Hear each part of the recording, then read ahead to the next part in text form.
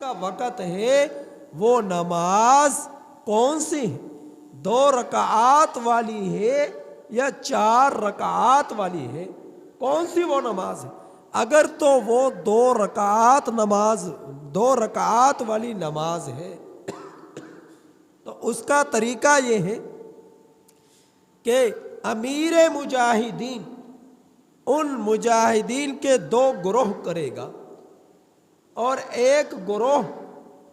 امیر مجاہدین امام کے پاس پیچھے نماز پڑھے گا، اور جس وقت پہلی رکعت مکمل کر لے، یعنی پہلی رکعت کے دوسرا سجدہ کر لے، تو ایسے موقع پر ایسے وقت میں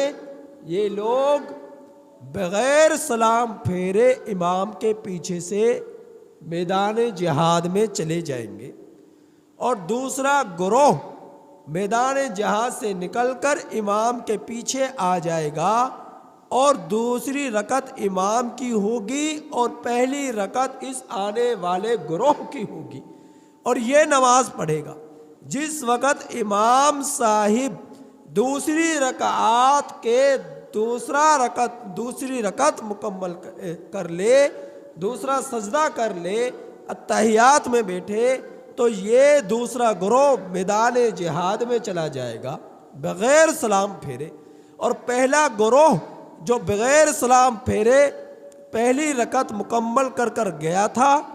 وہ واپس آ جائے گا، اور اتحیات میں امام صاحب کے پیچھے شامل ہو جائے گا، اور امام صاحب اتحیات درود شریف دعا پڑھ کر سلام پھیرے گا، تو یہ گروہ سلام پھیرے گا۔ یہ گروہ جس نے دوسری رکعت کی تھی یہ بغیر سلام پھیرے کھڑا ہو جائے گا، کیونکہ اس کی 1 رکعت ہوئی تھی، اب یہ اتحیات میں شامل ہوا۔ امام صاحب نے سلام پھیر دیا، اور یہ گروہ کھڑا ہو کر اپنی دوسری رکعت مکمل کرے گا، مکمل کر اتحیات پڑھ کر سلام پھیر کر مجاہدین میں جا کر شامل ہو جائے گا، اور دوسرا گروہ جو اتحیات پڑھ کر اتحیات سے پہلے چلا گیا تھا وہ آئے گا، اور اسی طرح پیچھے نماز پڑھے گا جس طرح کے امام کے پیچھے کھڑے ہو کر خاموشی کے ساتھ مقتدی نماز پڑھتا ہے، کچھ تلاوت نہیں کرتا۔ تو وہ اس طرح اپنی دوسری رکعت مکمل کر سلام پھیر کر پھر میدان جہاد میں دشمنوں سے لڑنے کے لیے چلا جائے گا۔ یہ تو مسئلہ ہے 2 رکعات والی نماز کا۔ اگر وہ نماز ہے 4 رکعات والی، تو پھر 4 رکعات والی نماز میں امام صاحب کے پیچھے یہ ایک گروہ 2 رکعت مکمل کرے گا، امام صاحب دوسری رکعت سے کھڑا ہو جائے گا، اور یہ گروہ پہلی رکعت 2 رکعتیں پہلی پڑھ کر میدان جہاد میں چلا جائے گا، اور دوسرا گروہ آ کر امام صاحب کے پیچھے نیت باندھ لے گا، اور امام صاحب کی یہ آخری 2 رکعتیں ہوں گی، اور دوسرے آنے والے گروہ کی یہ پہلی 2 رکعتیں ہوں گی، اور امام صاحب اس طرح 2 رکعتیں پڑھا کر اتحیات میں جب بیٹھے گا، تو یہ دوسرا گروہ بغیر اتحیات پڑھے میدان جہاد میں چلا جائے گا، اور پہلا گروہ واپس لوٹ آئے گا۔ اب جب پہلا گروہ واپس لوٹ آیا اتحیات میں شامل ہو کر کھڑا ہو جائے گا، امام صاحب نے سلام پھیر لیا، کیونکہ امام صاحب کی 4 رکعتیں مکمل ہو گئی۔ پہلے گروہ کی اب یہ آخری 2 رکعتیں ہیں، وہ مقتدی کی طرح جس طرح مقتدی امام صاحب کے پیچھے کھڑا ہو کر باقی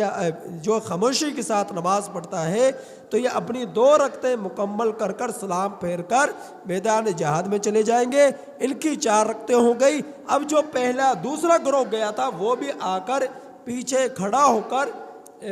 امام صاحب کی جگہ پر آ کر مقتدیوں کی جگہ پر آ کر اپنی 2 رکعتیں جو پہلی رہ گئی تھی انہیں مکمل کریں گے، اور مکمل کر یہ بھی اپنی نماز کو پھر میدان جہاد میں چلے جائیں گے۔ تو یہ طریقہ ہے 2 رکعت والی صلاۃ خوف کا، 4 رکعت والی صلاۃ خوف کی ادائیگی کا۔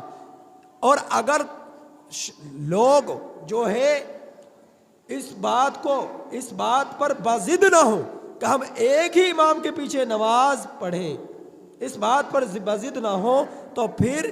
2 امام ہو جائیں گے، اور 2 امام اپنے مجاہدین کو، اپنے مقتدیوں کو نماز اپنے اپنے طور پر مکمل کرائیں گے، اور وہ مکمل کرا کر میدان جہاد میں چلے جائیں گے،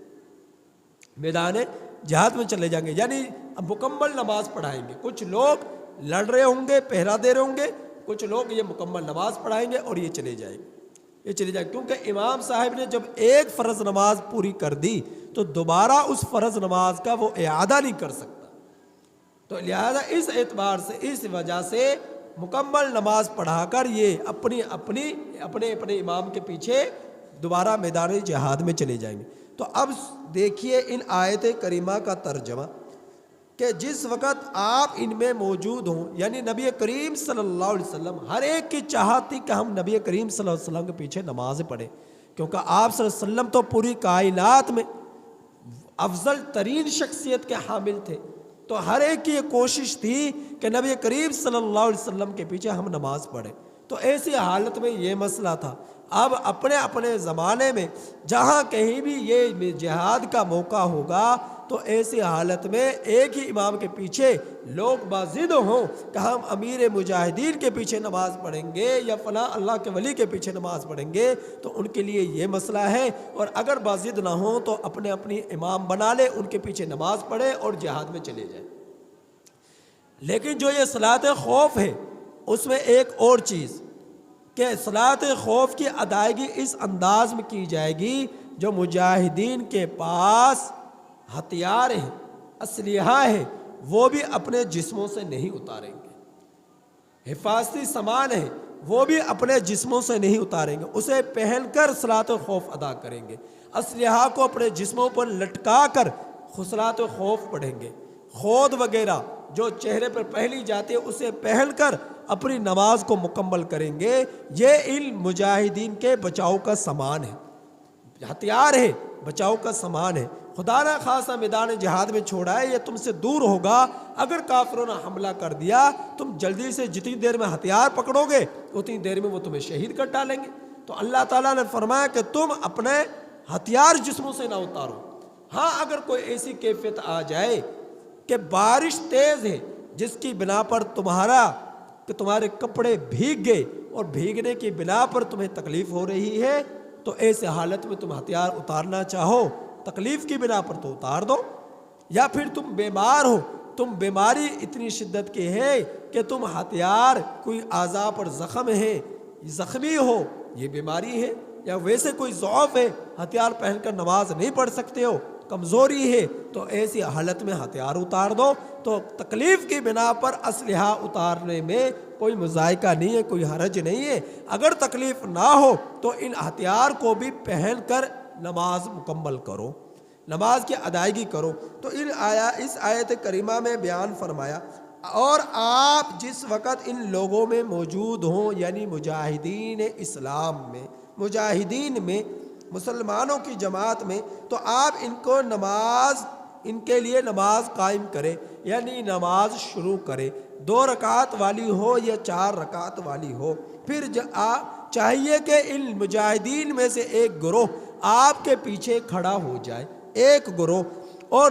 لے لے وہ اپنا اسلحہ، یعنی اسلحہ کو بھی نہ اتارے، جسموں پر اسے پہن کر رکھے۔ پھر جس وقت آپ ان کو دوسرا سجدہ کرا دے تو پیچھے سے یہ مجاہدین کا پہلا گروہ ہٹ جائے اور آ جائے دوسرا گروہ جنہوں نے نماز نہیں پڑھی۔ چاہیے کہ وہ آپ کے پیچھے آپ کے ساتھ نماز پڑھے،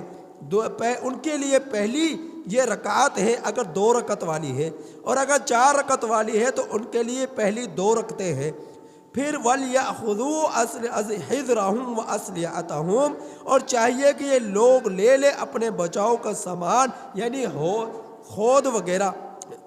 وغیرہ اور اسی طرح پر زرہ وغیرہ اور اپنا اسلحہ وغیرہ، یہ بچاؤ کا سامان ہے اور اسلحہ ہے۔ کافر لوگ پسند کرتے ہیں کہ اگر تم لوگ غافل ہو جاؤ اپنے اسلحہ سے اور اپنے سامان سے تو وہ تم لوگوں پر ایک بارگی حملہ کر دے۔ کوئی حرج نہیں تم پر، اگر تم بیماری کی وجہ سے، تکلیف کی بنا پر تکلیف کیا ہے؟ بارش ہے، پکڑے کپڑے بھیگ گئے، او کنتم مرضی، تکلیف کیا ہے؟ بیماری ہے، بیماری کی وجہ سے اسلحہ نہیں لے سکتے، ان تضعوا اسلحتہم، تو اتار دو تم اپنا اسلحہ، لے لو اپنے بچاؤ کا سامان۔ بے شک اللہ تعالیٰ نے کافروں کے لیے دائمی عذاب تیار کر کر رکھا ہے، ذلت کا عذاب تیار کر کر رکھا ہے۔ تو اللہ رب العزت ان کافروں کو ذلیل کرتا ہے، رسوا کرتا ہے۔ آپ اس آیت کریمہ سے اندازہ لگائیے کہ خوف ہے، دشمن ہے اور مسلمان میدان جہاد میں ہیں، تب بھی نماز کی معافی نہیں ہے۔ تو جو لوگ اپنے بستروں پر سو سو کر وقت بتاتے ہیں، وقت گزارتے ہیں، اور جو ہے نمازوں میں سستی کرتے ہیں جان بوجھ کر، وہ اپنے حال کا